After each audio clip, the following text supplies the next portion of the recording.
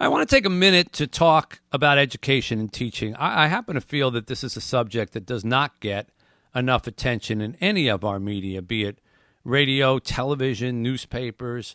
It used to be that everybody had an education writer, an education reporter. Now it gets just lopped on as something else for some other reporter and some other beat to do on occasion.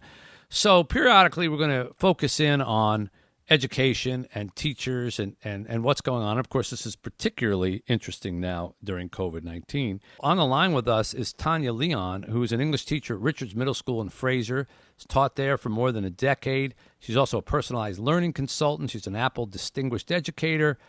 So we thought we'd like to get her perspective on this. Hi, Tanya. How are you? Hi, Mitch. I'm great. How are you? Appreciate your coming on. Let me ask you right off the bat, COVID learning, remote learning. You have done this before it was in vogue with students who wanted to learn more and got involved perhaps with programs like Michigan Virtual and the rest. Now that most everyone is or has done remote learning, what's your take on when it works and when it doesn't work? That's a great question. So this year has been a tremendous challenge for all of education, regardless of whether it was a district that was like mine who was prepared with the technology in the back end, at least. That sudden shift was such an immediate transformation where teachers were finding themselves upending everything we ever knew. And any effective teacher I've ever met will tell you that the highlight of teaching and the premise of everything we do is relationships with kids. And so that is really, really different across a screen than it is face-to-face. And so I think what we saw was teachers trying to, number one, develop relationships with kids online and build that family feel that we rely so heavily on online when they weren't prepared to do that. Right. And I think then once we crossed that bridge, then it was, how do we, especially if there were some of us that were unprepared and not familiar with teaching online like Michigan Virtual is, how do you shift your content? How do you create meaningful, authentic learning experiences in a world that was maybe very unfamiliar to you and the students? Right. And so it has been a year of adjustment and learning and relearning constantly. Teachers tend to be pretty good learners, obviously, and so we have just gone back to the drawing board repeatedly this year. Well, I would do what's think, best for kids.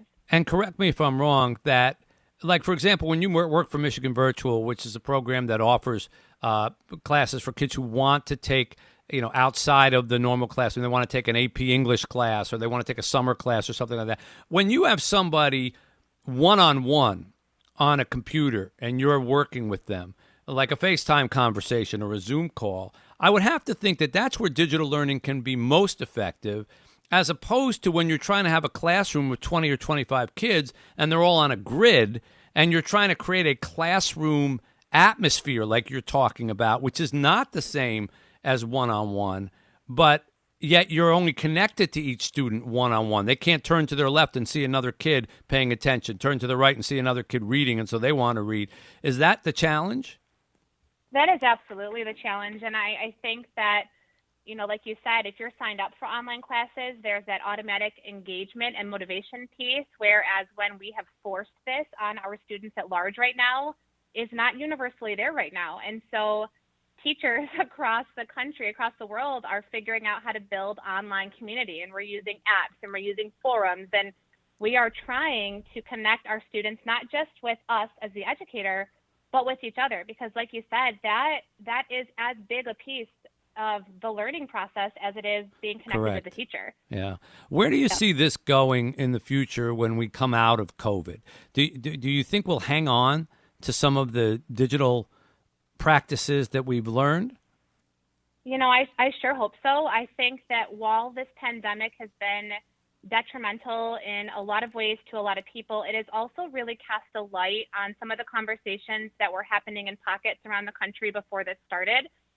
For example, this idea that education has to be 8 to 3 in a brick and mortar classroom.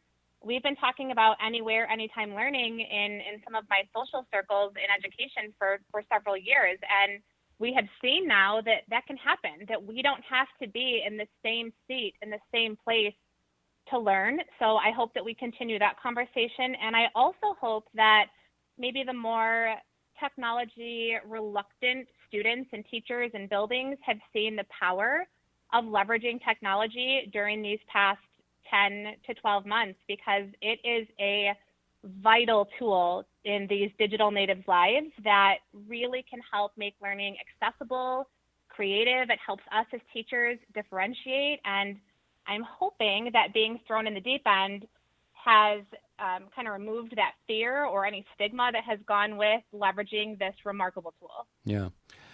Well, we'll see. Let's get out of the pandemic first, and then we can find out.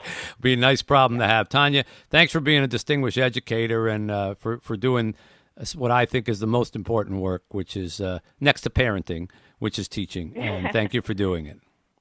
Thank you so much for having me, Mitch. I appreciate it. Tanya Leon, who teaches English at Richards Middle School in Fraser and has been doing so for a while. I want to salute teachers here on this program and celebrate them.